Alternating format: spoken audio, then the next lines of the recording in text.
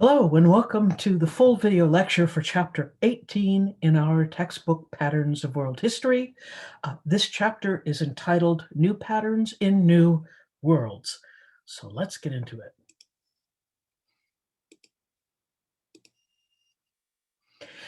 So this chapter is examining how the Spanish, the Portuguese, and several other European powers between the years 1500 and 1800 CE moved into the North, Central, and South America regions, turning them into colonies. It also talks about what a colony is and how this affected the societies. A little bit of a warning, this was a very violent activity, and some of the images involved show some violence. So I just want to warn you about it. So basically, we'll be talking about North and South and Central America. And by 1750, you will see some very important demarcations. Land split up. The dark purple is Spain. The dark green is Portugal. This is the area known as Brazil. And then there will be other colonies. The pink colony is British. The French kingdom has control over the yellow colonies, and the orange colony is a single colony, a colony of the Dutch of the Netherlands. And so these are the areas we're essentially talking about. When we're talking about discovering, we're talking about Europeans discovering this area. If you recall, especially if you want to find out more about these groups, chapter 15 in your textbook outlines them very nicely. There were already millions of people with their own unique cultures, civilizations, art, religions, etc., living here. It is the Europeans who are going to be coming in and taking over or attempting to take over various regions in order to exploit the resources there. So we can see the colonies as being something of an extension of our European powers, in that they're going to send out sometimes fighters and some other people to colonize these places and to take them over. But there's going to be several different strategies on this. And if you could excuse me for a second, I need to stop the recording for a moment. All right, sorry about that. So what the colonialism, the European powers moving in is going to be emphasizing is not the spread of art or literature or trading or doing any sort of relationship with the people already there as equals. This is simply not a question for the Europeans. They are there to get the mineral wealth and whatever kind of wealth they can, basically for prestige, but also the idea in the European context that land is wealth. So to the European mind, this is a huge amount of land that is open to be taken, and that the mineral wealth of this area, or at least what they're hoping is going to be there, is going to pay for debts and for their extended warfare throughout Europe. So This is not being done out of the goodness of anyone's heart. At any moment in time, they could have dealt with the people living in the Americas as equals, and they choose not to do that. So that's an important consideration to remember.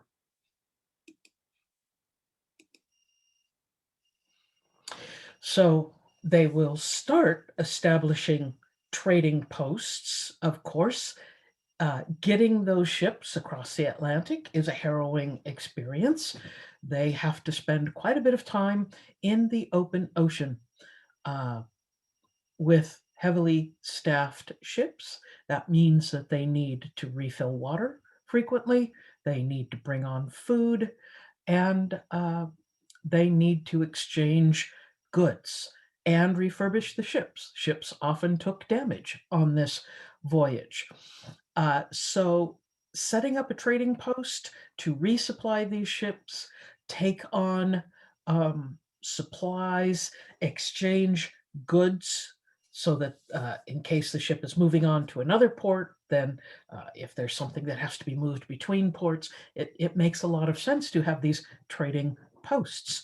Europeans are going to set up these trading posts where they go. However, as we go on in the colonization process, they are going to turn into full settlements, armed settlements, guarded settlements, with the intent to protect the new holdings, the new areas that they conquer. The effort to build settlements, of course, takes people, and it takes you've got to have some reason for these people to leave their very comfortable homes for the most part in Europe, uh, and go to a brand new place where there is not the conveniences. They are moving into an area that is completely foreign. But for many of these people, the excitement and the chance for wealth was well worth the pains of getting there. Uh, Another way to extend these settlements was through land labor grants. Uh, the crowns, the kings and queens of Europe will grant land to people, and they will use uh, the Native Americans for a while in the area to work the land with the idea of keeping labor costs as low as possible, growing those things that either the settlement needs or that can be shipped back to Europe as cash crops. Um, and thereby amassing wealth for the person who owns the land. Although, in the very beginning, um, they're much more interested in gaining mineral wealth, gold and silver, than they are about growing things. The growing uh, part of this equation comes a little bit later. However, uh, the ugly part of this Columbian exchange, as it's called, is the fact that the Europeans are bringing with them, unknowingly, a range of diseases that the people in the Americas have never been exposed to. So they have no immunity built up. Um, and so these diseases, such as smallpox, which had gone through Europe, had been very devastating, but people had started to build up immunities. And so it wasn't the grave danger in Europe that it will become in the Americas.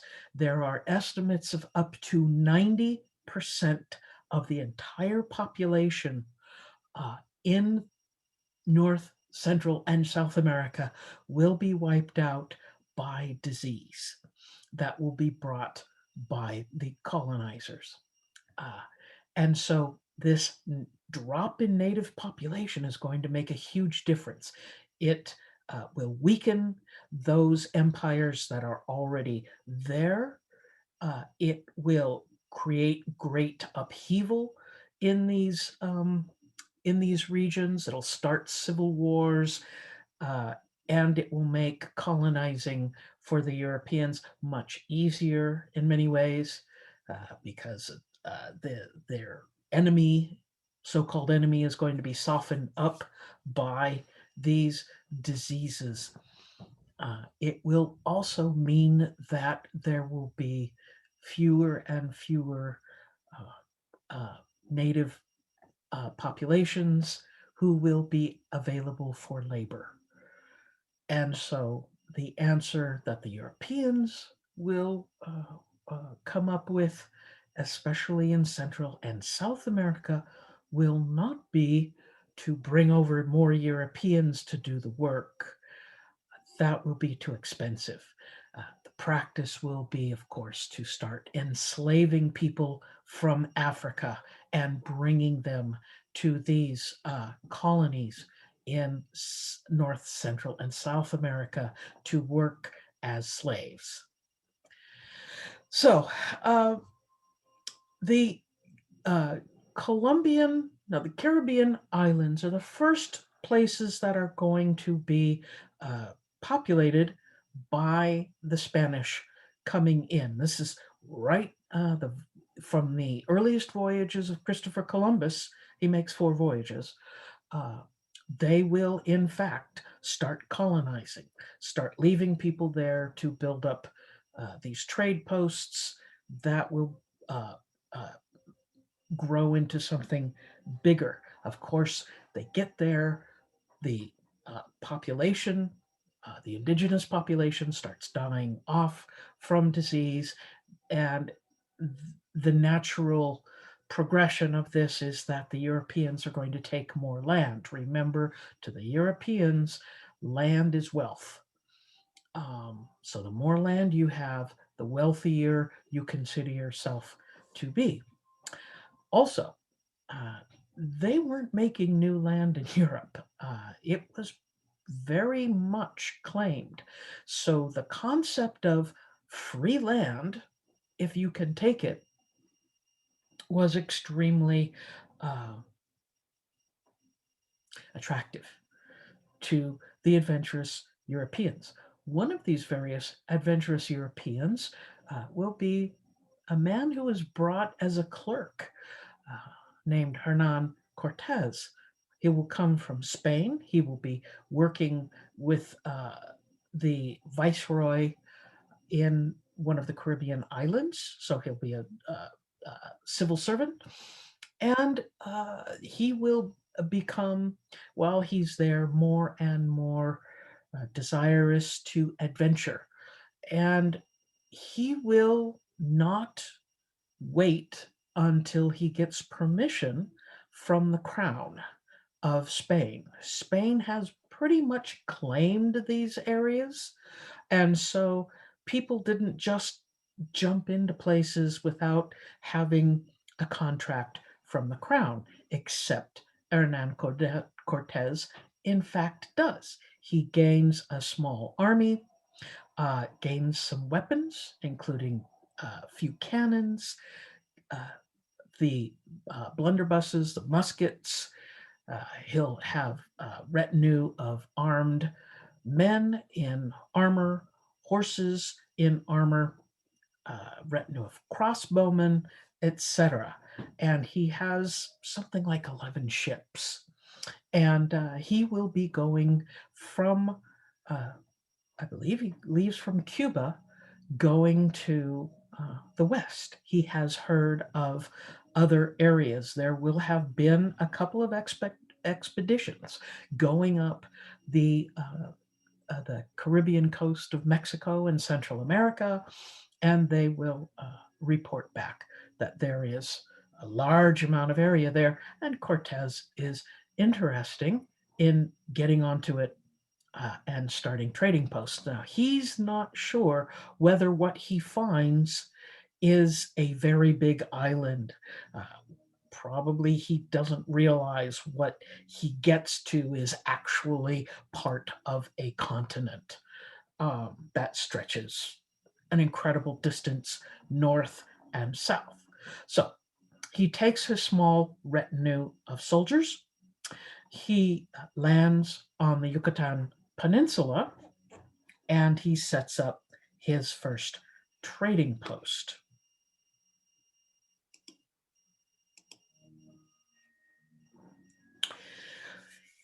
So once he gets to the Yucatan Peninsula, he is fortunate enough to find translators who can translate from Spanish into some of the native languages, and other translators that can translate from that native language to another native language.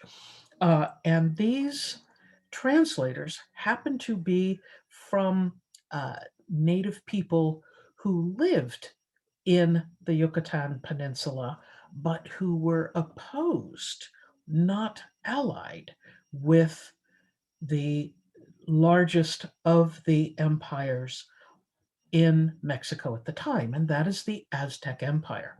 The Aztec Empire was an extremely strong empire that ruled through military dominance and, pardon me, the enslavement of their neighbors, of nearby people. They had a policy of expansion too.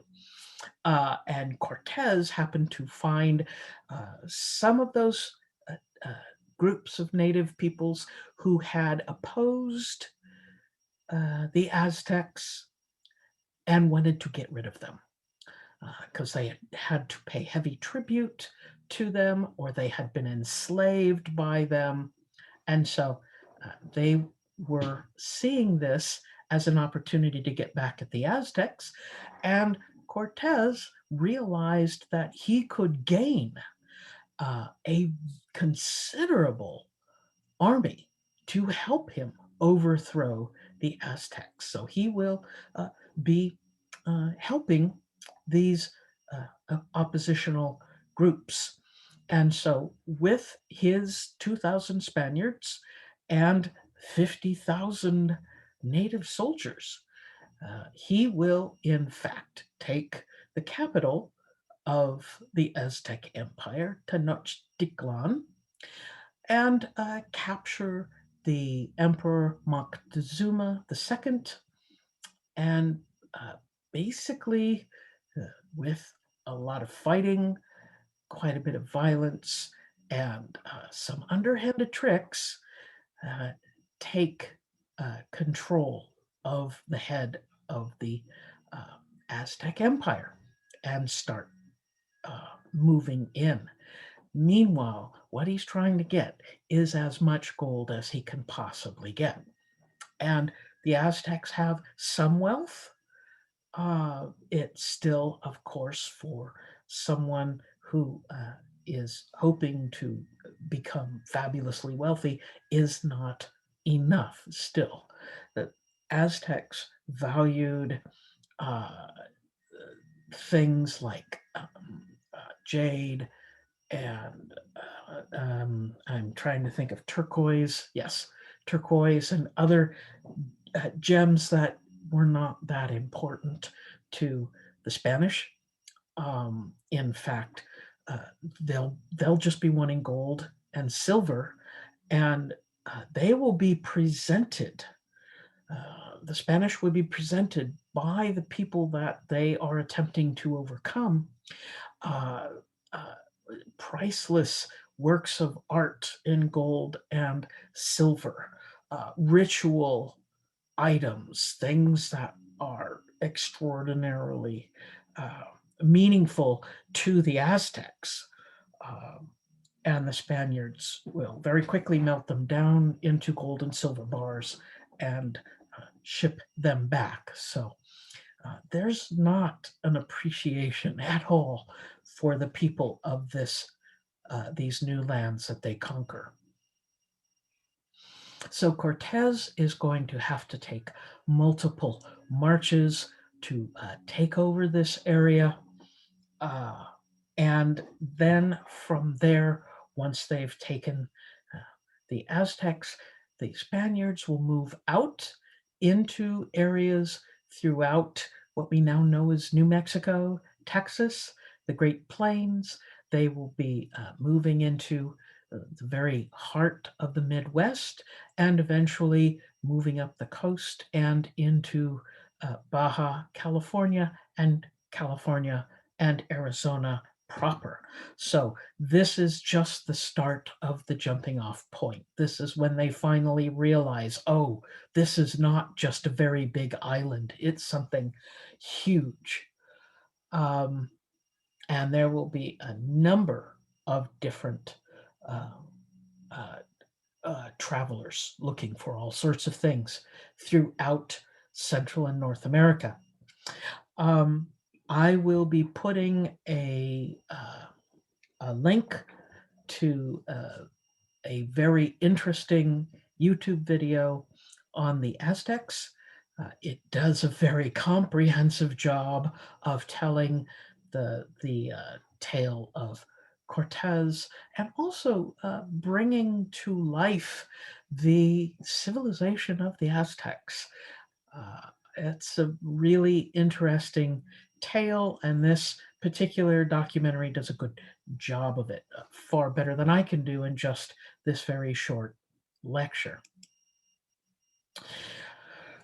From the now that the Spaniards have a hold of Central America, they're going to hear about various kingdoms and empires in South America.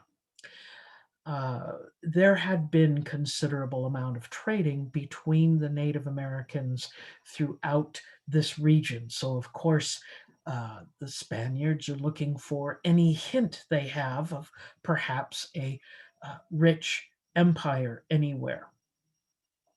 And a relative, actually, of Hernan Cortez, a man by the name of Francisco Pizarro, will do the he will take a different tack than Cortez. Cortez snuck off and took control when he wasn't granted permission by the Spanish crown. In fact, he gets in very big trouble for that. But Pizarro will seek and get permission to move into South America. He has found out about this fabulous Incan empire high up in the Andes. And he gets permission to set up a trading post right on the Pacific Ocean on the west side of South America, a port named Lima. And so he gets to the Inca Empire. It has been decimated by smallpox. Their emperor and most of the heirs of the empire and much of the nobility had been killed off by the disease of smallpox, and it had led to a civil war for people trying to take the throne of the Incan Empire. And so Pizarro comes along at just the moment at which the empire seems quite weak.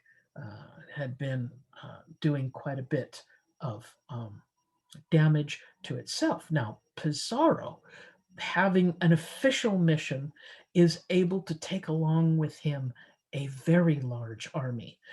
Cortez had a tiny amount of soldiers, but after Cortez's success, there's a lot of other people who want to get in on this um, uh, taking of new land. So Pizarro has something like 40,000 soldiers. That's a huge difference. And of course, they're up against an empire that has had very little metalwork. They had just started working in iron, and they're up against all of these um, a huge army of well armed men in steel armor, etc. Now, it doesn't seem true. There were stories told that The Aztecs and the Incas thought that the men on horseback, because they're riding horses, which was not, the horses were not anywhere in America. So all of a sudden, they're new creatures. The stories were told that the Native Americans did not believe that they were two separate creatures, that they were shocked when the men got off the horses, and that the weapons such as the guns and the cannons uh, made the native population assume that these men were gods. Not really. This was not. Uh, this was kind of a made up sort of story.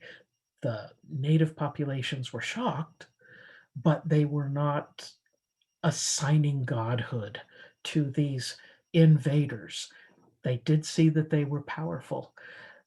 And also, the truth was, even though many of these soldiers did have muskets, gunpowder weapons, they did not use them that often because they had no other source of gunpowder.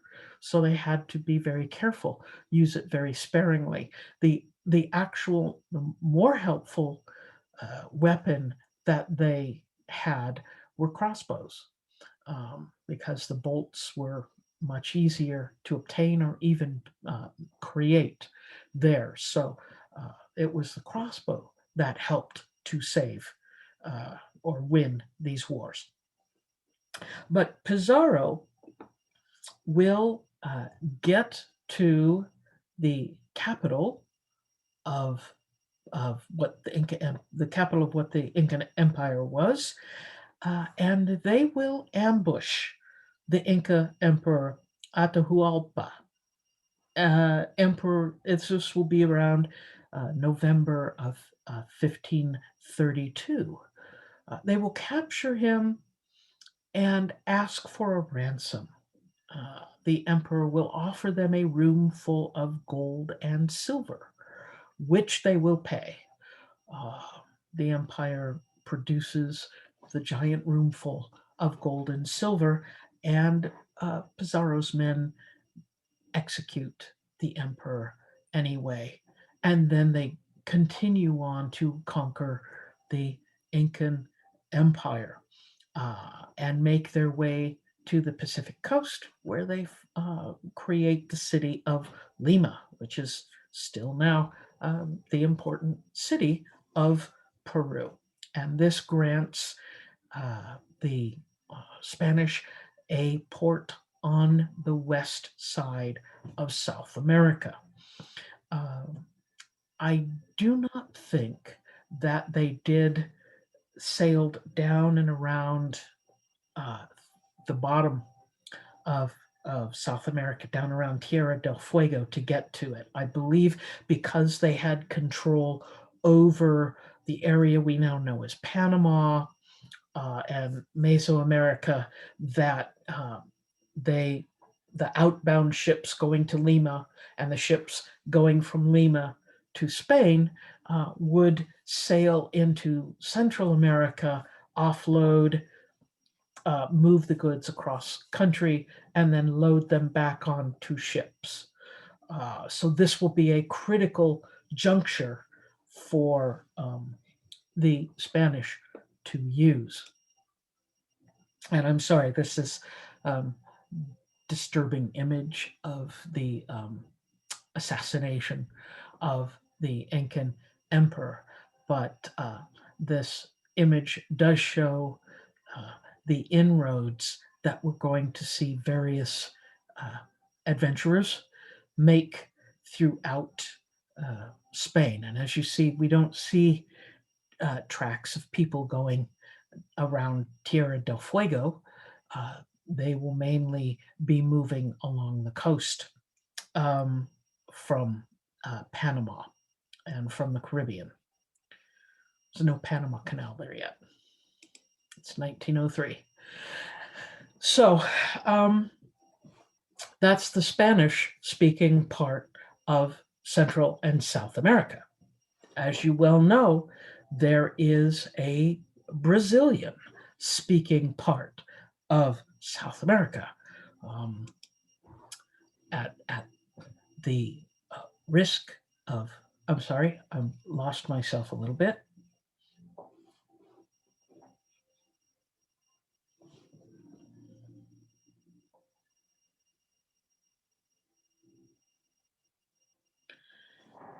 At the risk of, starting arguments between uh, people who love football. So who's the best? Um, who is the best football team in South America? Is it the Brazilians or the Argentinians, et cetera, et cetera? That always starts fights. Um, so the uh, the let me go back one. That's right. I just skipped that over. I pressed the wrong button. Apologize for that. So the Portuguese, remember, they had been very successful very early on before the voyages of Columbus, heading south, circumnavigating Africa, going into the Indian Ocean, trading at Malacca and the Spice Islands and India, and dominating that trade. Well, on the way back, at some point, they got across the Atlantic and found Brazil. And they are going to start setting up in 1499, 1500. They're going to claim it and start setting up trading posts. Um, the trading posts, the area around Brazil is a very large area, and there will be an incursion by French forces to try to take land. This will force the Portuguese to arm their trading posts and try to take as much land in Portugal as they can, in Brazil as they can, in order to keep the French and the Spanish out of it. Um, the Portuguese are going to uh, work their way into the colonies much the same way as the Spanish did. Um, they will offer land grants in exchange for people to use the labor that they will have of the native people to build forts, to do work, to build the infrastructure, to make the settlements secure as well as to grow. And they're also going to focus on a methodology to take these areas. First, they're going to find who are the heads of these societies. Generally speaking, these empires and societies are like kingdoms and empires. So there's a single head who is chief among all, and they will basically take that person out. Another way, another methodology that the Portuguese and the Spanish will use is to find the opposition to the main force. So find out who is the big player in the area. They will find people, groups that oppose those people, and use those oppositional players to go in and help take over these larger players. They will try to find weaknesses in these empires, especially the incursion of smallpox is going to make this easier. Um, and the last methodology is that they're going to use superior military technology.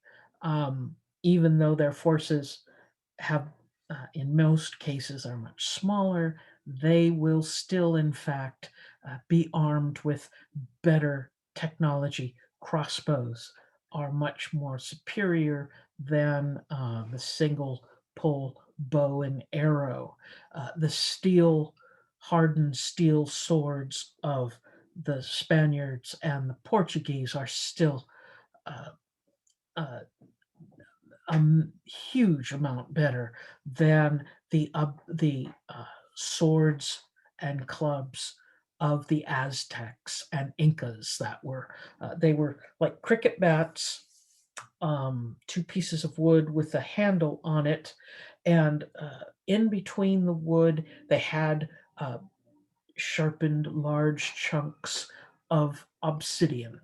Uh, nasty, nasty cutting edge, but with the Spaniards having armor on and a steel sword would make short work of those wooden swords, even though they did have um, obsidian. So those are the principal methodology of taking over. Get rid of the heads of the leadership of the areas, the empires they're trying to go for, use the opposition, uh, find the weakness and exploit that, especially when it comes to disease, and then using superior military might. So it's a combination of all four of those techniques.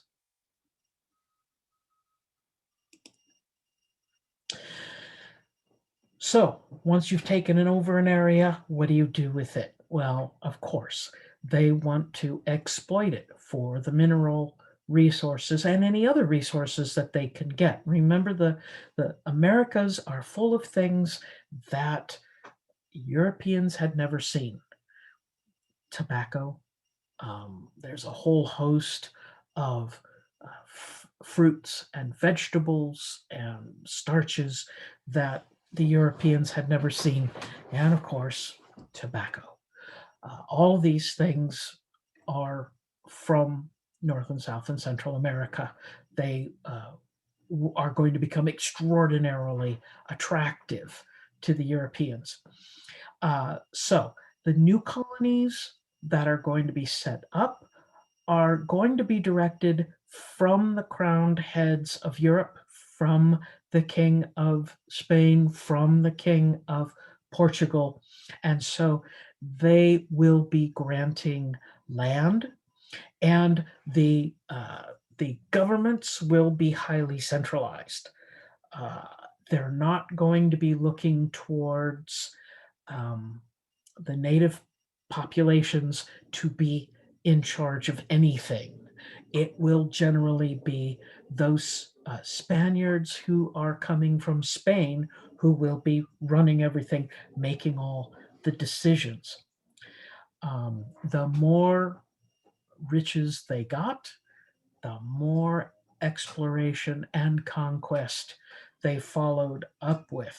But the real money, the artwork and the trinkets that are given to them or that they steal from the Aztecs and the Incas and elsewhere, is nothing compared to the real exploitation that is going to come from the mines and the farmlands, generally speaking, using the native populations, the native people, as the labor.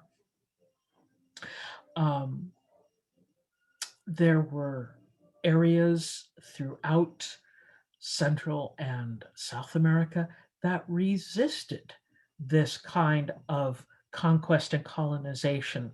Uh, in highly inaccessible areas, such as deep in the rainforests or in the highlands, uh, there were groups that held out that uh, the cost of actually taking conquest for these regions was so phenomenally high that they were completely bypassed or ignored, or sufficient number of troops were kept to keep them from raiding.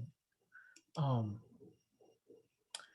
so from 1496 to 1750, we can see the growth of the population starting out in these islands and moving up through the islands, and of course, hopping off onto the Yucatan Peninsula, uh, the taking of um, Tenochtitlan, the capital of the Aztecs, and you can see how they made it all the way across the Mexican peninsula and have their various trade routes.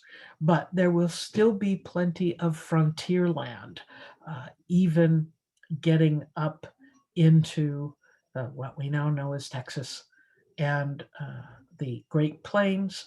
That will still be considered very much frontier land, although there will be considerable trading with the populations there. But not a lot of this area is highly productive for mining. There's some, not as much, of course, as the Spanish wanted. Uh, but there will be other things that they will be able to grow here. Leather will be an extremely important um, export. Coffee, the a product called indigo, which was a dye, various textiles. That all this area has a very different growing climate than Europe. So you could grow a variety of foods and other goods that would not grow in Europe. So of course, these automatically become trade items. Problem, however, is that very little of these goods, these trade goods, we would call them cash crops or money crops that are grown to be exported. Those are grown at the expense of growing food that people need to eat. So you've got a lot of labor going to grow products that are immediately loaded on to ships and taken away. Um, and I will discuss in a few moments the mercantile system and how that works. These goods were not sent overseas to find the best price. And so it was an unfair trade all the way around.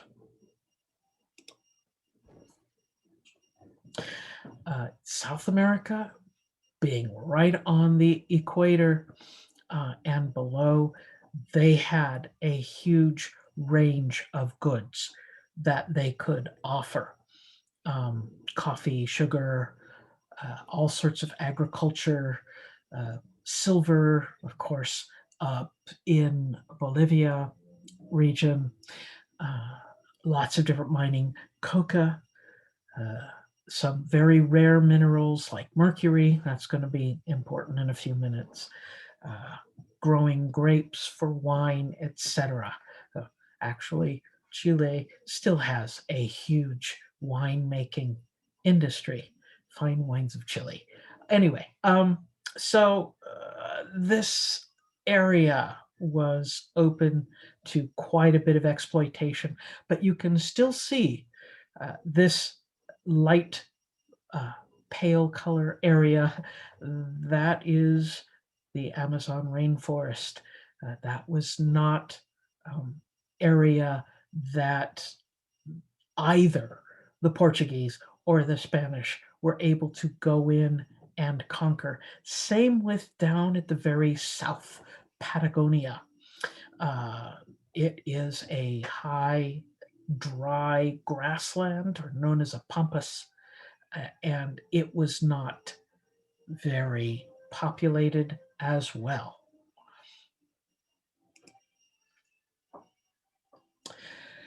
So the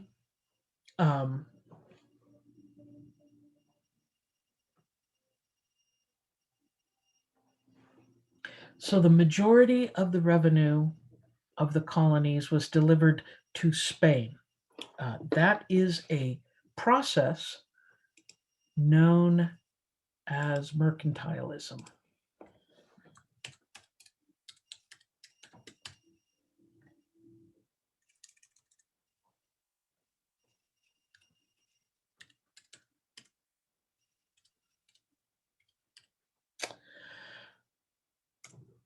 And mercantilism is basically, there's no E in there, sorry about that. Mercantilism is basically how the colonizers, the colonizing company, makes the greatest amount of profit from the colony. Remember what I said at the beginning.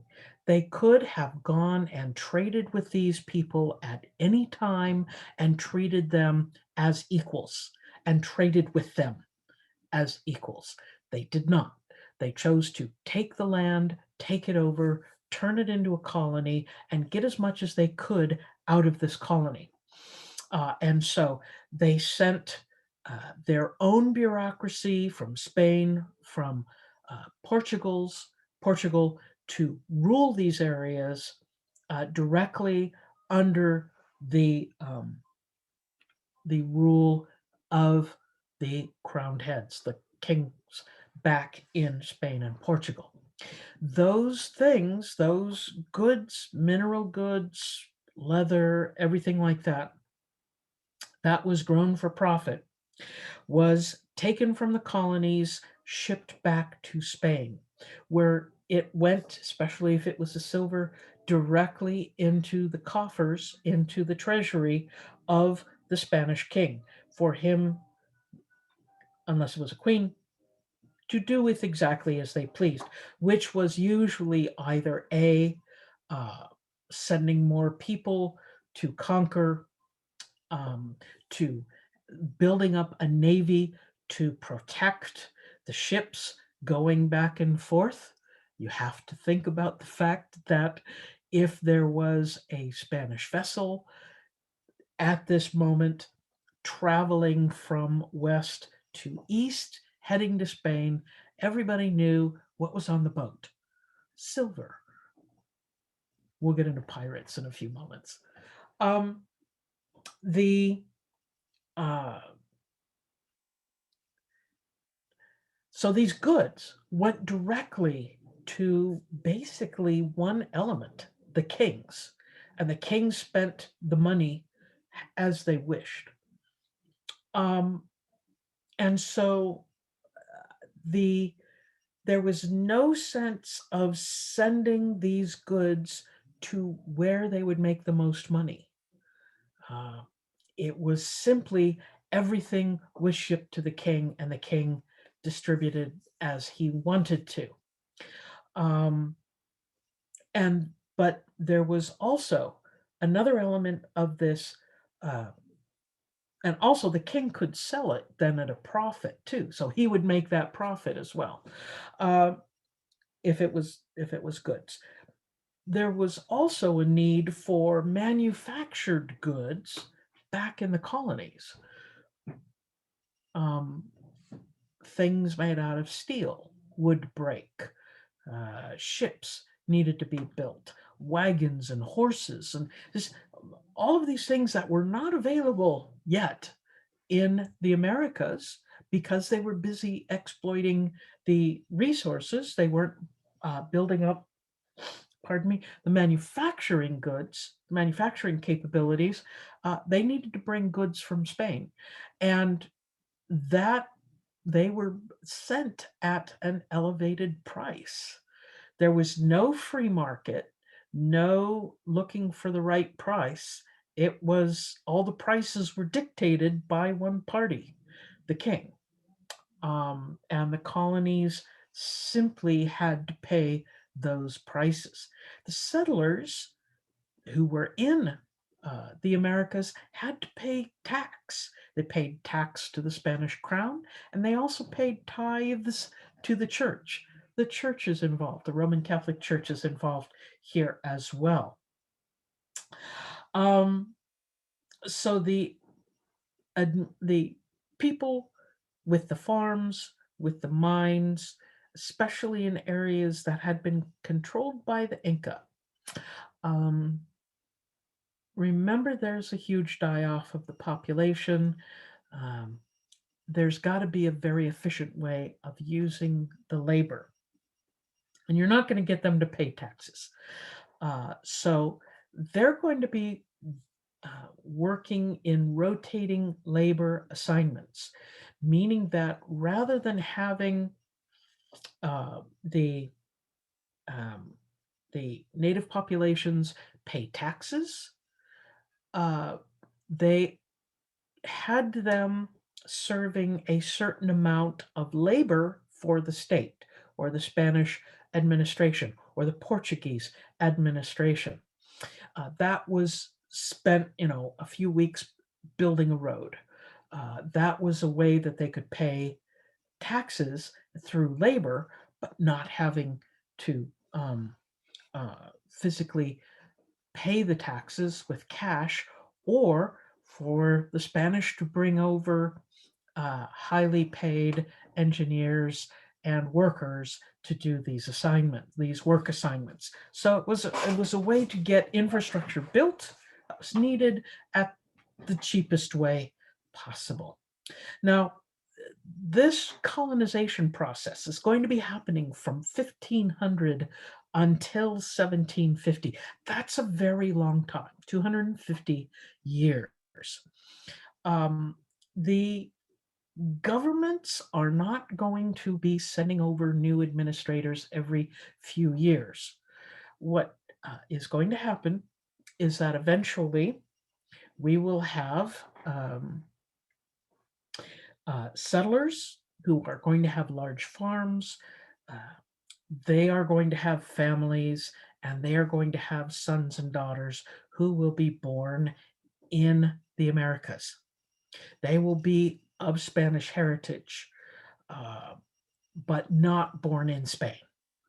They will be born in the Americas. These people will be known as Creoles, in which they will have a certain amount of prestige because they are usually of pure Spanish descent. Uh, but growing up, being born and growing up in the Americas means that they maybe have never been back to Spain. Maybe they don't have allegiance to Spain, but they perhaps have made a large amount of money. So their interest is in self rule. They're not getting the best prices. They're not getting everything that they want. And so they're going to be interested in serving as administrators.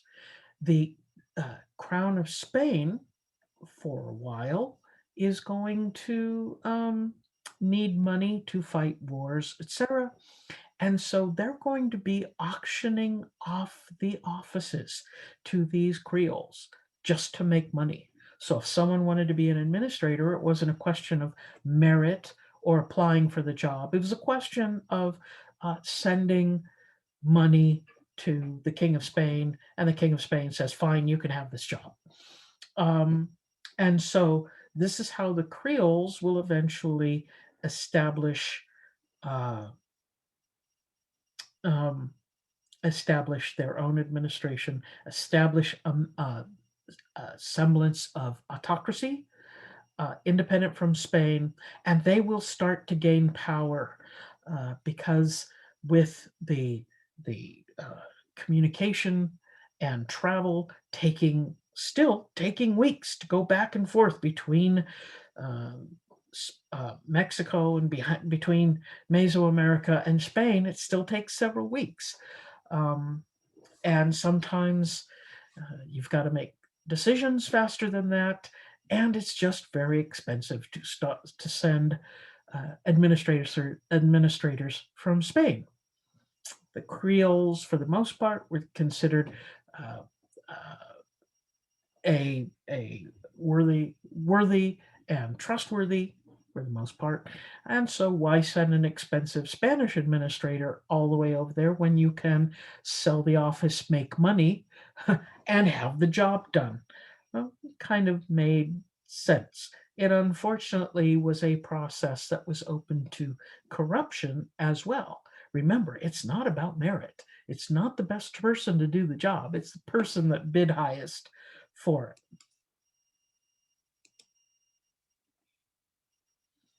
So remember, as I spoke a few moments ago about everyone in Europe knowing that a ship or a group of ships with the Spanish flags traveling from west to east, from the Caribbean to Spain, um, there's a good chance that ship has silver in it. Um, that opened it up to uh, a a the official term was privateers, otherwise known as pirates. And some of the governments, such as the English government, encouraged this under Queen Elizabeth I. She would have a group of pirates who would become very well known, and they will be taking goods from the Spanish Armada, the Spanish ships. The French are also going to build a navy to try to take areas in South America, and the Dutch as well. The um, um, the Portuguese keep Brazil, but they are not the naval power they once were. The Dutch and the English and the French are very slowly going to take over that route to the Indian Ocean. That's still a desirable place to go, but they're also going to be trying to make inroads into South America and North America. Um, at 1700, talking about a time close to the end of the time we're talking about, we're going to see a new dynasty in Spain, the Bourbon dynasty. The family is French, so it's got French and Spanish connections. But this particular noble family at times had been the family of the French kings, but not at this point. So the Bourbon dynasty takes over Spain uh, and wants to shore up all of this trading. They want to fix it, and they want to build the trade.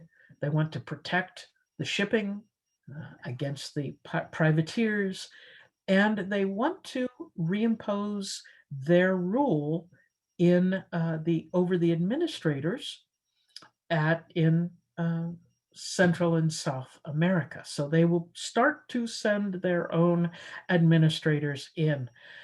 They do improve the situation, improve the profits. However, at the cost of making the Creoles very angry. And so there will be a lot of friction going forward between those people who are born in the area and those administrators being sent from the mother country. The state, the Bourbon dynasty, is also going to insist on state monopolies. This is, again, part of the mercantile system. Every bit of tobacco that will be grown in the Spanish, any of the areas that the Spanish crown controls, and every bit of bourbon alcohol that is created in these areas, that is exclusively, once it's created, property of the Spanish crown. And when the crown has monopolies, they're able to give those people who produce it certain rights over other people. And of course, they'll want to expand their monopoly, get more money out of it. So they're going to be doing things to make sure that these growers and producers have enhanced rights over the area. So around 1700, we're going to see a very big difference in what's going to come out of Spain as far as ruling the area. However, they will not be able to absolutely control this entire region. It's just simply too big. And the colonists, the Creoles especially, who are living in North and South and Central America, are wanting manufactured goods. They want to buy things from Europe, the luxuries. Some of these people are quite wealthy. They are looking to enhance their prestige, enhance their comfort, and purchase those things that their wealth can acquire. But with the mercantilist system that's imposed on them by the Spanish crown, they can only buy these goods from Spain legitimately. They would rather, these wealthy people would rather buy their goods from England and France because they're cheaper.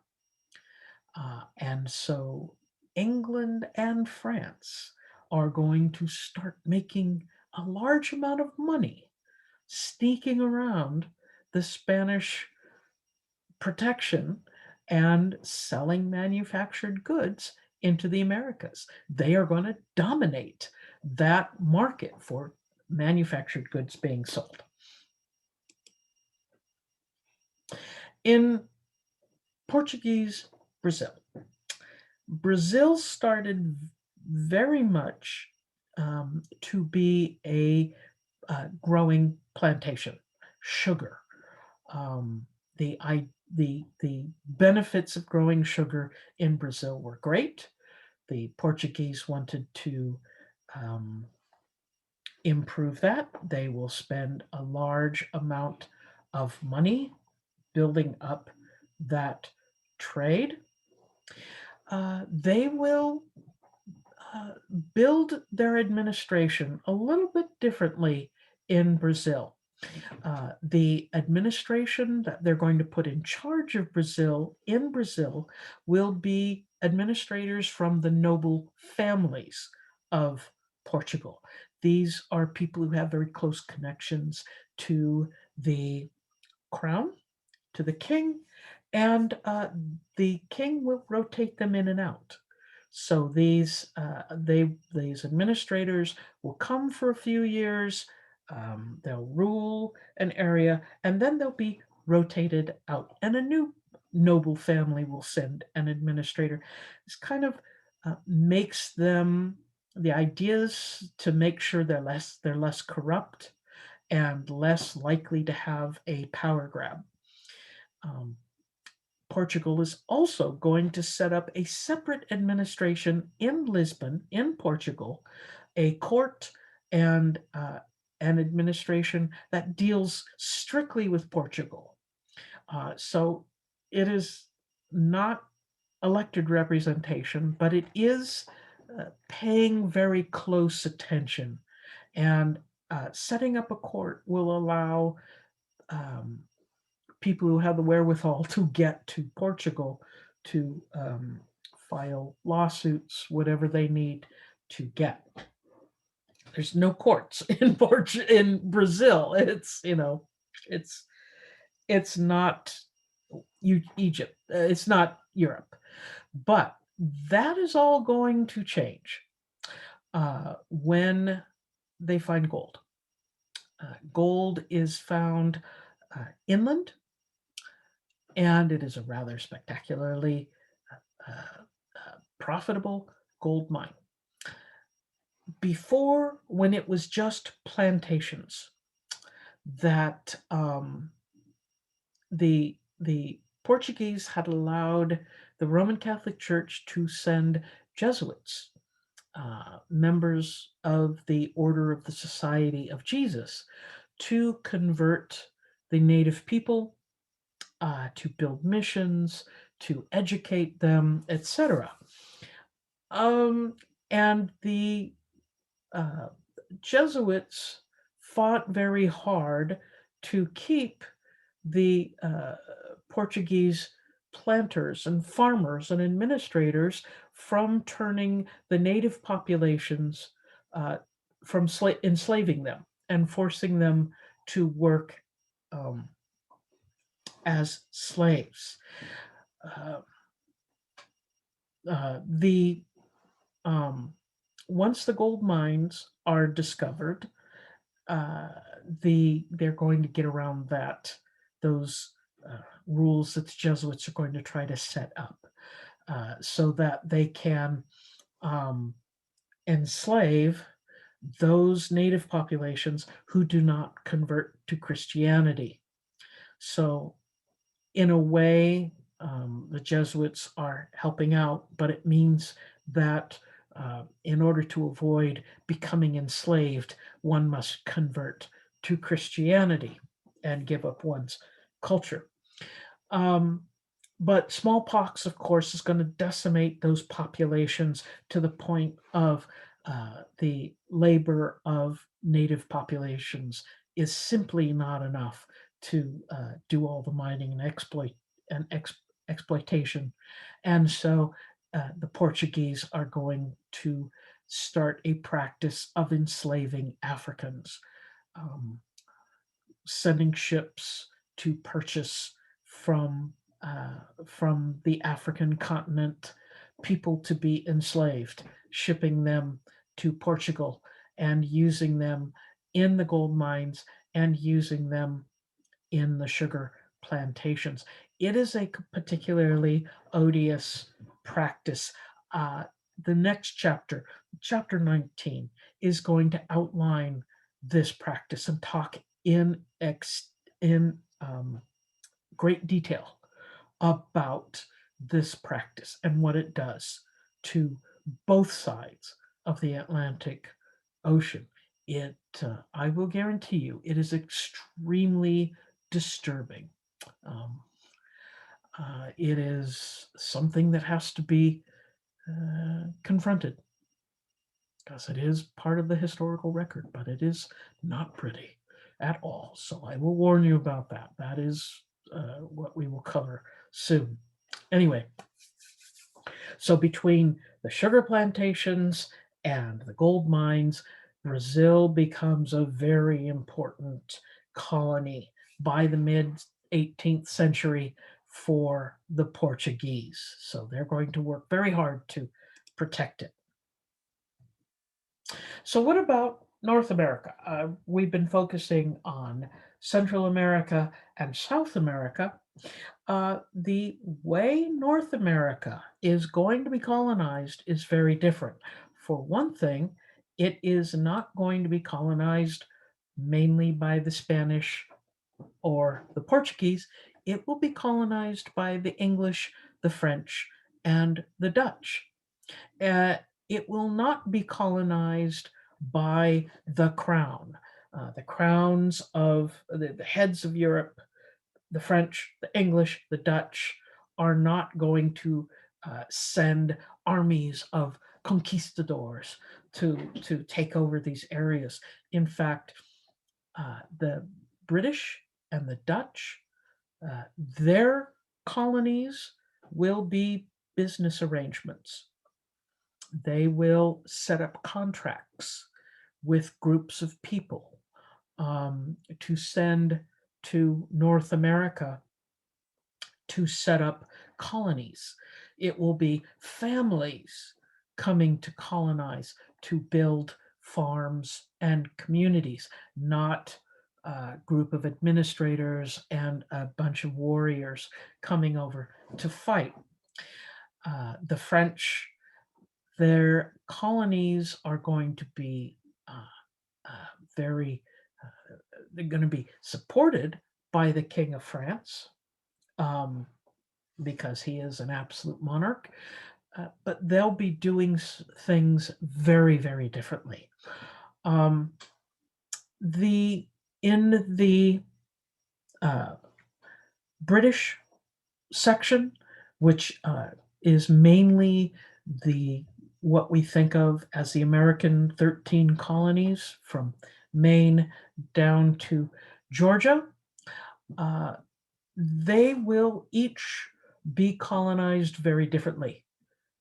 In the far north, where you have a several groups of religious, very religious settlers who are leaving Europe because they want to practice their own religion. They're quite zealous in that. They will be moving in and creating very small farms and small communities. However, as you go further south, as you hit here in Virginia and south, the hope was that these colonists coming to this area were going to find gold. They did not. What they found was tobacco, and tobacco becomes the cash crop, and later, a little bit later, um, cotton, and these will become giant crops that will be sold for a huge amount of money, but they will not be small family farms. They will be larger and larger and larger plantations. They will be run more like businesses than a family farm. Um, and so it's going to grow in a very different way than up north. There will be resistance from the Native Americans. Um, and that resistance will take some very interesting shapes because uh, they we will not see the armies coming over from Europe.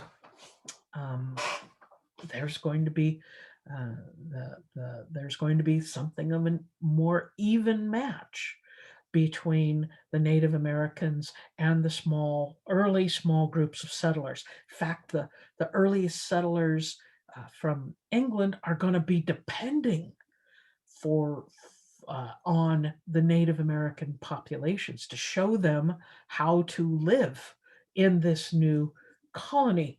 The religious people who are moving here in religious colonies to get away from religious oppression in England and in the Netherlands, they're not farmers. They do not know how to grow crops. They will learn, they will be taught. Same with the Jamestown settlement.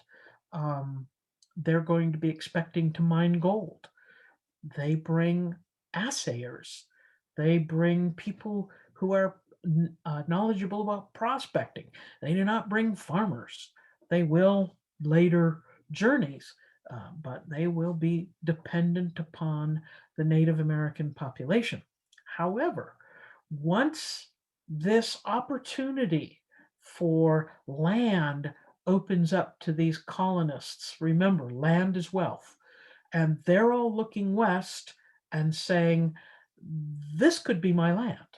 I could be wealthy having all of this land.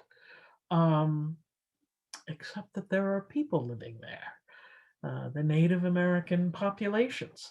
And part of the resistance that is a problem with these powerful native populations is the very fact that one of the cash crops the French and the English want from North America is fur, pelts, beaver pelts, um, which are unavailable in Europe, of course.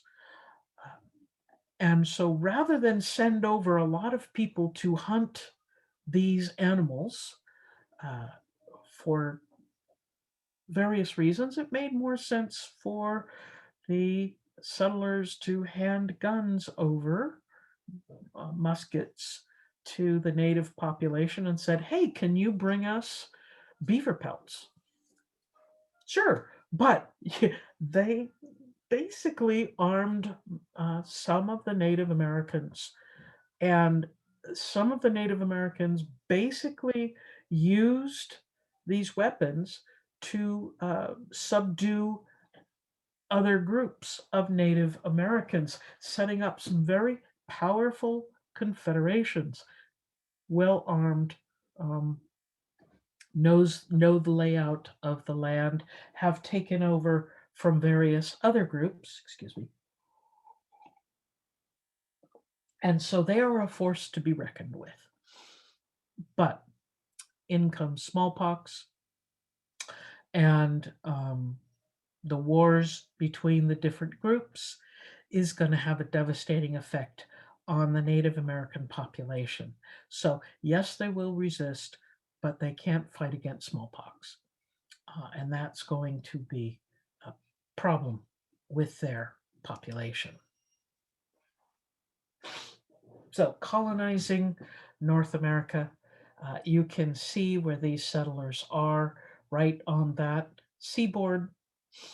Um, there will be a no go area, the pale yellow, the Appalachian Mountains, uh, still considered uh, places where the Native Americans are going to live.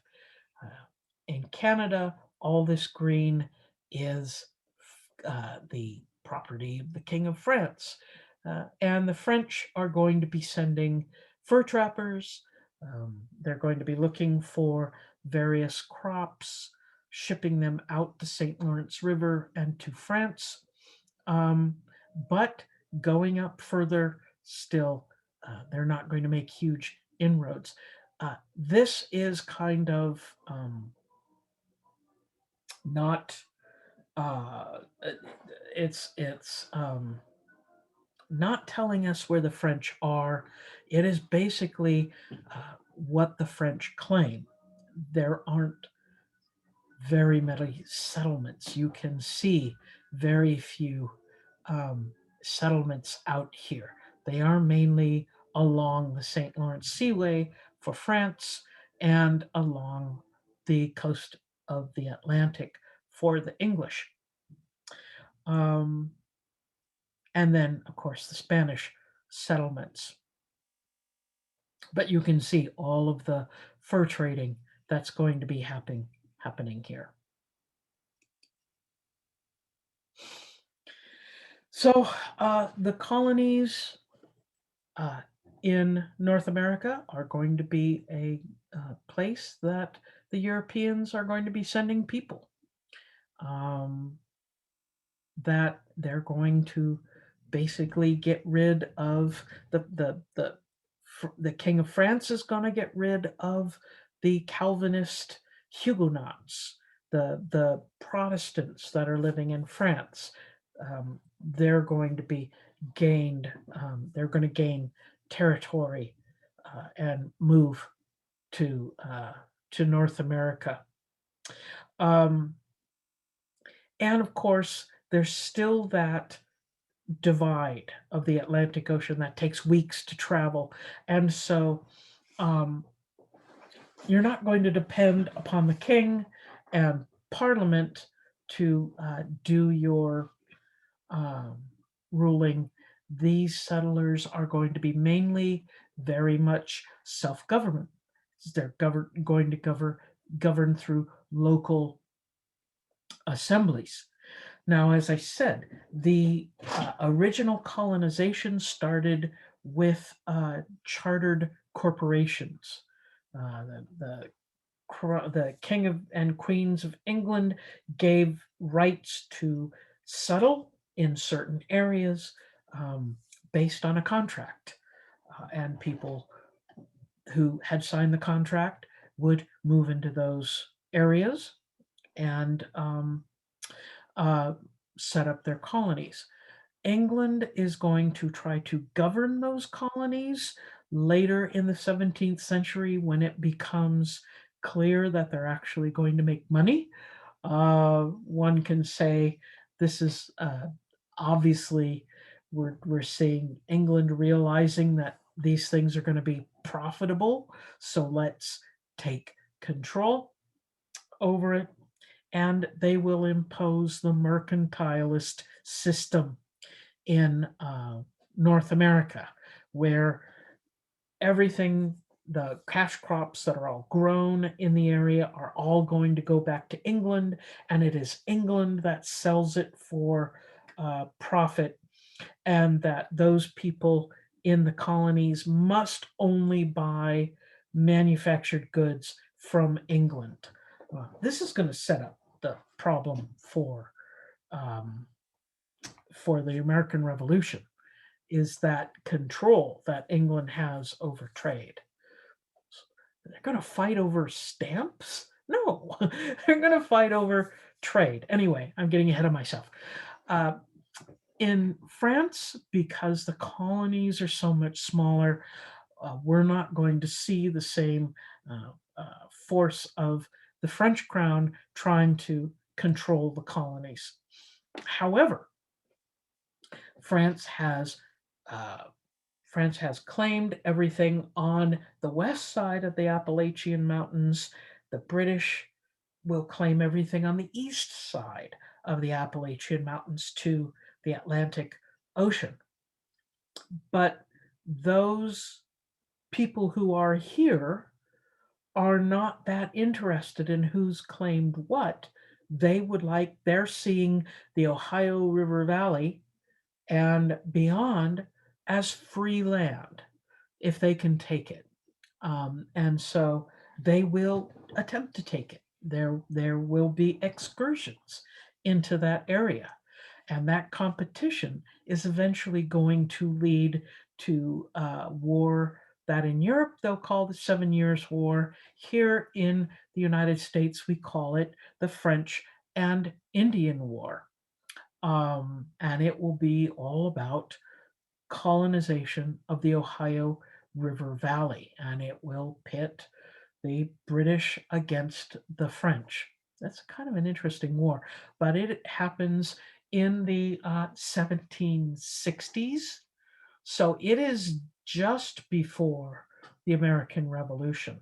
In fact, many of the generals who will fight on both sides of the American Revolution started as soldiers in the French and Indian War, or minor officers, like George Washington was a lieutenant in the French and Indian War. That's how he got his experience.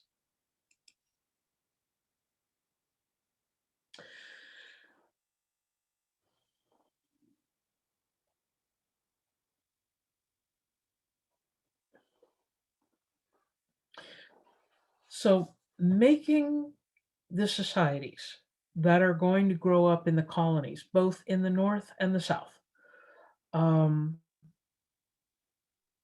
it's going to be very much economics that is going to lead the way in determining how they're ruled, um, and what they do.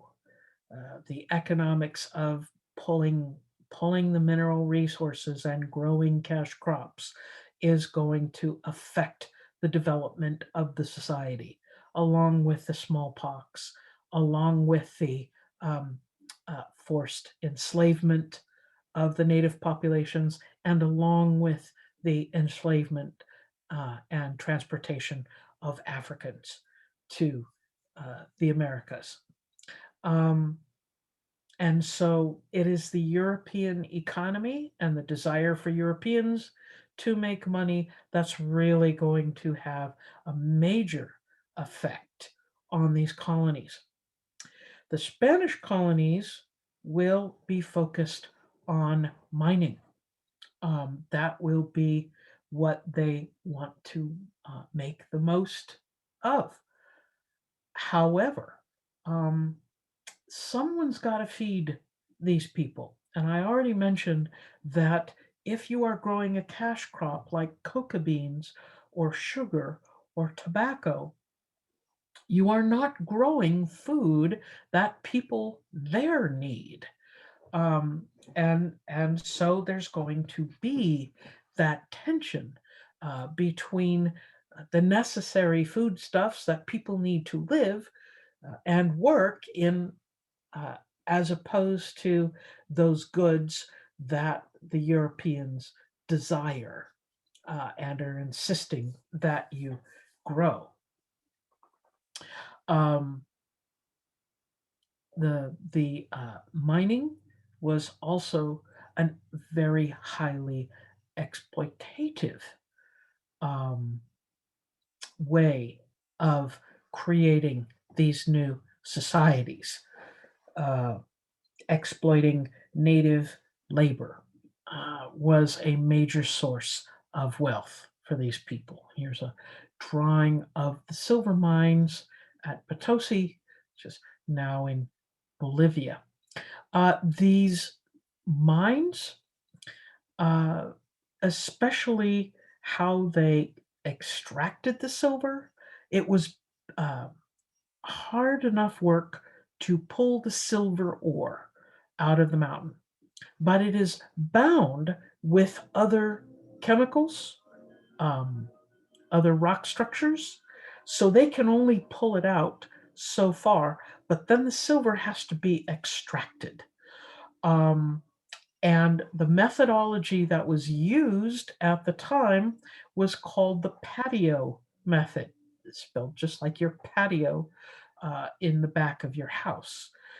The patio method basically was the use of mercury, vats of mercury, to uh, separate the silver from everything else that was bound in it. And silver mines have all sorts, not all sorts of uh, rocks and minerals bound into it, yes, but also some pretty noxious chemicals as well.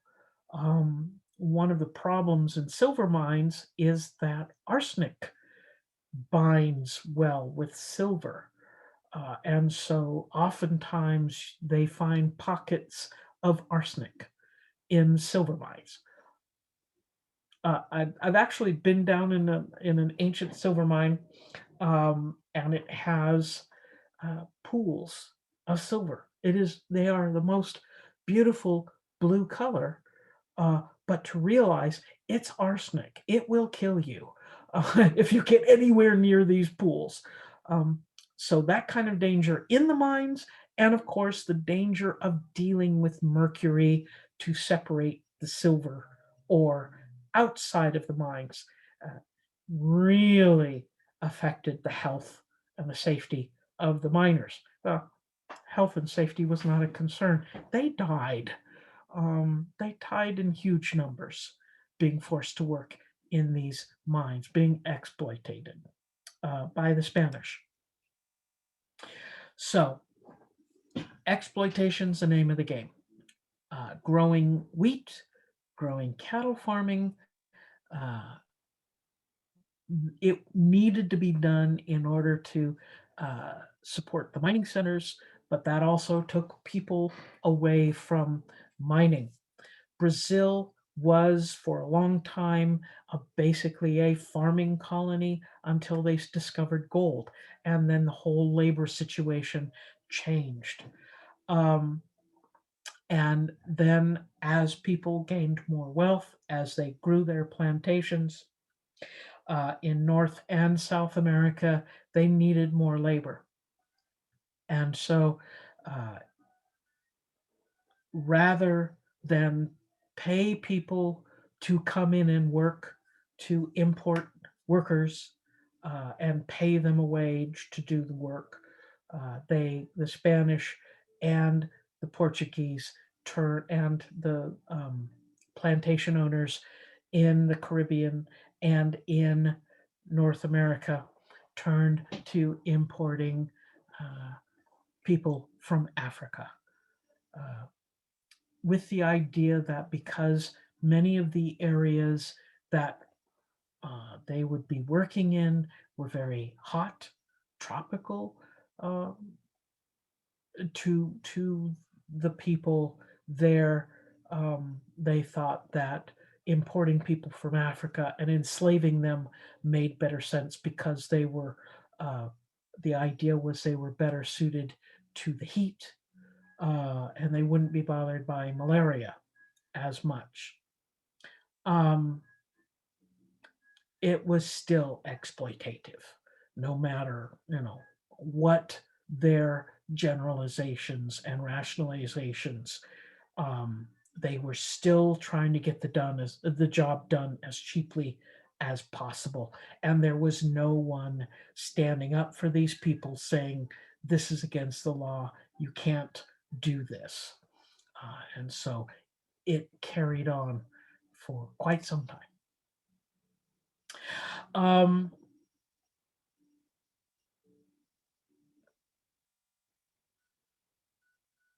there is an interesting development in the societies in that these colonists and the people who lived there, and then the people brought in to work, is going to create very strict social strata, almost a caste system, if you would, based on ethnicity.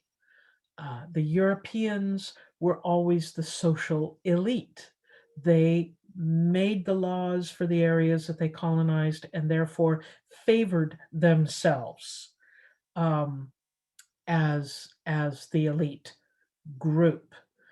Uh, but they also created laws that dictated a social strata, dictated these castes and who could marry who and what they were called if they intermarried, etc. Um, Also, wealth meant a great deal. So there would be Creoles, people who were of Spanish descent, but born in the Americas, but who were not the elite plantation owners or mine owners or administrators. They were craftsmen. They were people who were needed to do jobs. They were merchants, and they were lower down on the social ladder than the administrators because of their wealth, but they were still up higher. I will, in class, show you a chart that they made these charts that showed who was on the strata and how to determine it, whether their mother happened to be Spanish of American birth and their father happened to be uh, uh, one of the native population. Um, we had all of these mixed races, especially in South America and Central America. Terms like mestizos and mulattoes basically were different levels of caste. Uh, and it determined who your parent was. And of course, those people who were enslaved were at the very bottom. And it was uh, legal definitions, but it was also um, how they were treated under law and how they were treated um, in social settings. Women, uh, as far as how they were treated, if they were of the elite social group, they, while they were inside the family construct, they had substantial dowries. They might have had a legally stipulated groom gift, meaning that they had money that they brought into the family and they could manage that money as long as they were in the family. If they were not in the family, then they did not have legal rights to that money or property. So they could manage it as long as they were part of the family structure. Uh, Women in the lower ranks were often uh, uh, working in shops, working as craftspeople or helping out craftspeople or doing the same sort of labor on farms or workshops. But women did not have very high rank at all. It was still a very patriarchal system.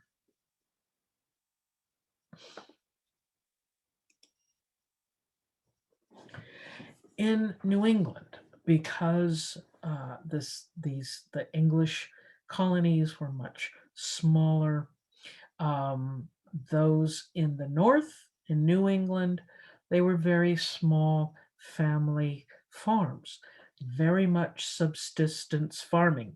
As you went south, the farms got bigger and bigger.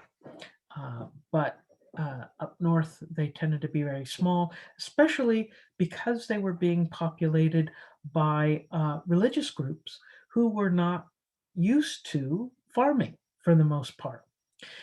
Eventually, they will get bigger in New England because we will see large port cities grow up. Uh, there will be a way to get your goods out, um, and that will help to form a wealthier class. It'll open up opportunities shipping goods out. But also, interestingly enough, they will have a merchant class trading goods back and forth. That will not be looked down upon, that will be seen as a legitimate class. And this is true in England as well. So that the idea of a merchant class in England was very popular. So it became popular in New England as well. Also, the priority placed on education. Majority of men in New England were literate to a certain point. We didn't have a lot of universities, um, but we did have some universities, or young men, if their family was wealthy enough, were sent back to England for an even better education. So that was something unique about the New England Society. Also, because most of the New England colonies were Protestant, that are founded by Protestant groups. Their emphasis on study of the Bible uh, encouraged people to become literate more than one could expect. Um, the European culture, as it's going to move into the Americas, aside from economics, um, we can look to better understand it through the lens of religious missionary work, Catholic missionary work. The Roman Catholic Church will send uh, various monks, they'll send priests to do um, to offer the sacraments to those who are already Christian in the Americas, but they will also send uh, missionaries, mainly Franciscan monks and Jesuit monks, to convert the natives. Um, the monarchs wanted these missionaries there as a way to control the native populations, as a way to also control the already Catholic populations. You want to make sure that they are following along these lines, um, because the monarchs needed the Catholic Church to legitimize them. So having the Catholic Church there in the Americas was very important.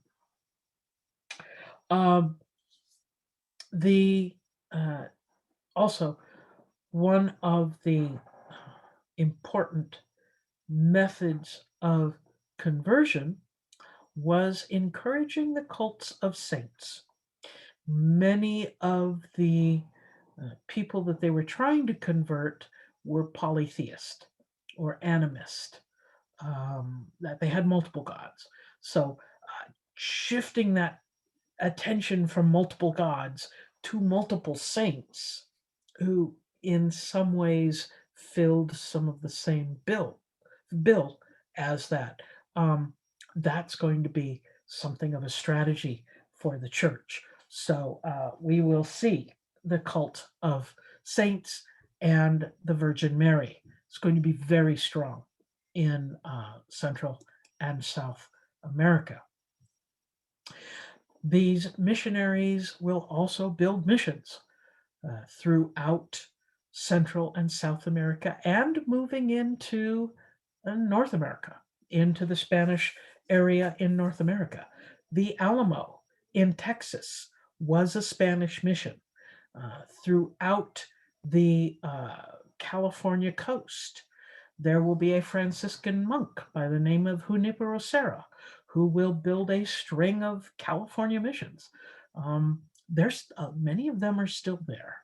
They're beautiful small buildings. They were not just a church, but they were a compound where monks lived, where there was work done, as in any monastery, and their job was to convert the native population. Some of these missionaries were interested in the native populations they came across. They learned their language. They recorded the languages. They talked something, wrote about their societies, etc., and tried to understand. There was also handfuls of them who truly exploited the native populations, who forced conversions, and who basically used these new converts as almost enslaved people. So there was exploitation of them done that way as well. This is a long standing, ongoing argument in various places. Were these missions good for the native populations? Were they bad? And it is something that is still argued to this day. So even with the best of intentions of educating these people, of creating a space for them, for administering to them, bringing them in to the Catholic faith, even with the best intentions, this was destroying their culture. This was harming their communities because some would convert, some would not convert. People who converted were sometimes shunned by their older communities. So it was not entirely benign. Let's put it that way.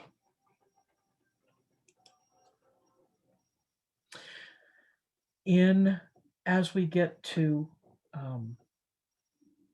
the English colonies, as I mentioned, they were mainly Protestant. There were many different colonies that were set up by different sects. Pennsylvania was colonized by Quakers. Of course, the Plymouth colony, the Mayflower people, they were Puritans. They had left England because they did not want to be part of the Episcopalian Church. And they went to the Netherlands. They found the Netherlands not to their liking, so they got a contract to be able to come to America to practice their religion. So there were quite a few different Protestant sects, Protestant confessionals coming to these new colonies, but this does not mean that they were tolerant of each other. They were in fact very intolerant of each other. And even in uh, a religiously unified colony like those of Massachusetts, the small colonies there. If one dissented, if one did not want to believe as the rest of the colony believed, sometimes they were forced out, exiled, and they went and founded a new colony or a new community, and other people joined them. Um, and the process started over again. So the study of religion in these colonies, in the British colonies, is kind of interesting. Um, the infighting that went around with it. Uh, you've got to remember also at the same time, these colonies were being established right in the middle of the scientific revolution in Europe. And people in the colonies were very interested in science.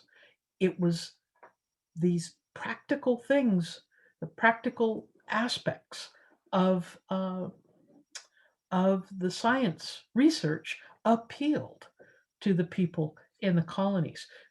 Of course, the most famous was Ben Franklin, uh, who had experimented with static electricity, experimented, pardon me, with all sorts of um, ways of creating electricity. He was fascinated by electricity. He also opened up a print shop. He also started the first library, lending library. He created several inventions, including reading certain types of reading glasses and the Franklin stove, a reflecting stove. He also helped to open up the first non-religious based secular university.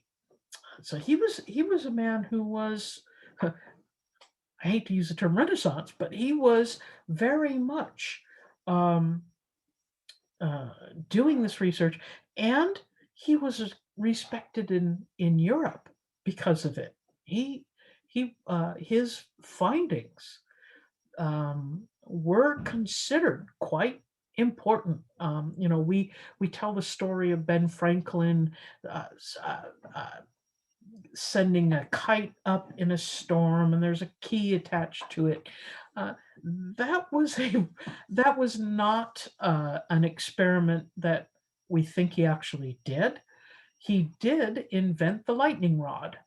Um, to and he postulated, he put forward the idea that lightning was the exact same force, except written large, as static electricity. And it turned out he was right. So there were lots of sciences happening in the New World. One of the very recently uh, investigated sciences of the time that becomes big in the New World is distilling. Uh, the Islamic dynasties had known the secret for creating alcohol through distilling of sugars and sugar-based products. They the Europeans had it, but not practiced it in a big way because sugar was kind of rare, and they were already creating beer and wine. Well, in the Americas, the sugar plantations had produced sugar, of course, but there was a waste product in the sugar, and that was molasses. It was parts of the sugar process, the juice of the sugar cane that's boiled out when one is making nice white powdery sugar. It's deep dark brown goo, but it's pretty sweet. Uh, but it turns out it makes a great base to be distilled into hard liquor. Um, and turning it into alcohol, which basically in the New World or in the British colonies, they were able to take a waste product from the uh, from the uh, uh, sugar plantations, so they got it really cheap, uh, and they brought it to the United States. They distilled it into alcohol, such as rum um, or other hard liquors, and shipped it back to Europe, to England, where it was extremely popular. So this is kind of this applied new science in the New World that made some people a lot of money. Um, so yeah, the sciences were more than just an idle interest in the New World. They had practical applications that the people experimented with and appreciated. However, we're talking about science. Now we're going to go in the other direction. That, as I said, there were lots of different religious sects and confessionals in the British colonies, but they were not tolerant of each other. They were rather intolerant. These groups also tended to be splinter groups, in that many of them did not have a administrative structure back in England. They did not have anyone they had to answer to, or the answer would come so slowly. What was the point? And so um, uh, there will be some weird things happening in the religious communities, the most notable of which is the Salem witch trials, in which a group of young girls accuse a group of people, a group of young women, of women who happened to be, one happened to be a servant who had grown up in the Caribbean, and she was a part African, and there were other people who were accused of being witches. And these trials went on, and the girls used all of these weird techniques they're called spectral testimony, in which they claimed that these accused women had uh, uh, uh, affected them. They were witches. They were cast spells on them. And about 20 women and one man were executed. And these witch hunts, we basically called them witch hunts because they were trying to ferret more of these people out. They weren't happy just killing one person. They tortured these people, hoping to find other witches. And some people, to make the torture stop, would name somebody else's name. And then they'd go find that person and bring them to trial and torture them until that person named someone else. So it was kind of akin to what's the term I'm looking for?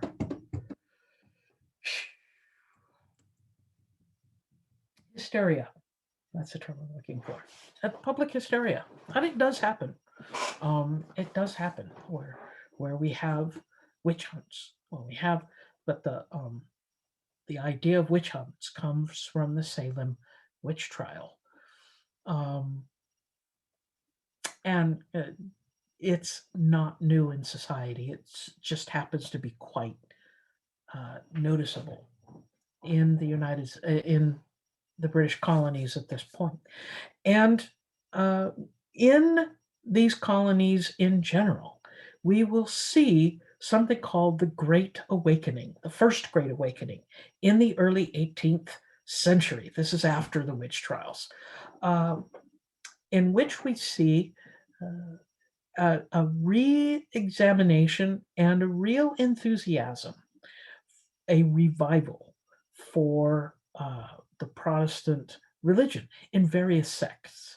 Um, and we will see the growth of new groups, such as John and Charles Wesley, two brothers. John was a preacher in the Church of England, the Episcopalian Church. We call them Episcopalians here in the United States.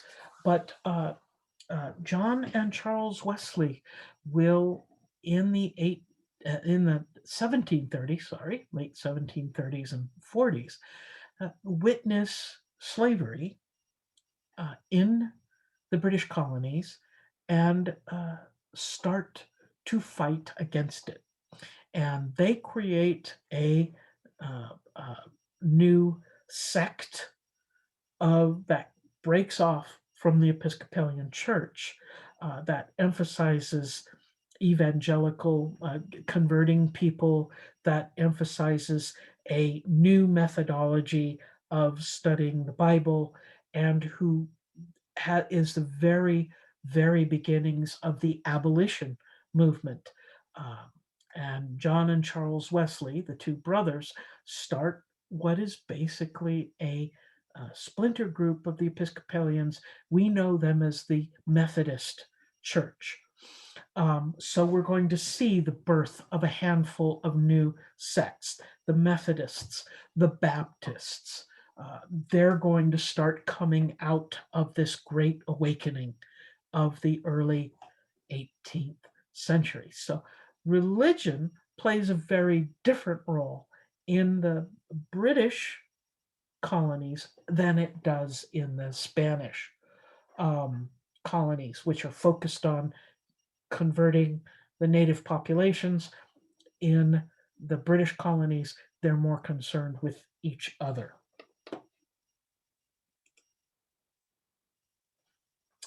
So the trades back and forth over the Atlantic Ocean, they have come to be known as the Columbian Exchange, after, of course, Christopher Columbus, who was at the very beginning of this. But the movement of goods from Europe and Asia to the Americas, and the movement of goods and people from Africa to the Americas, and the movement of goods from the Americas to Africa and Asia and Europe, for the most part, one can look at it very much as an economic movement. Remember, these are all people are trying to make their fortunes out of it. But it is going to affect society on both sides of the Atlantic in gigantic ways, wiping out the native populations of the Americas, enslaving a large number of people from Africa, bringing goods that have been taken from the Americas and enriching people in Europe and Asia with them. The exchange is more than just money. It's more than just ideas. It is like everything moving back and forth. So it is a very important thing to study. There are many historians now that are focusing just on this kind of trade. They call themselves the historians of the Atlantic world, where they have multiple disciplines talking about this exchange and bringing it forward and showing what effects it had on all the populations. And Some were benefits, some were tragedies. Uh, so it's the end of this chapter 18. I look forward to seeing you in class, and I'll see you later. Take care.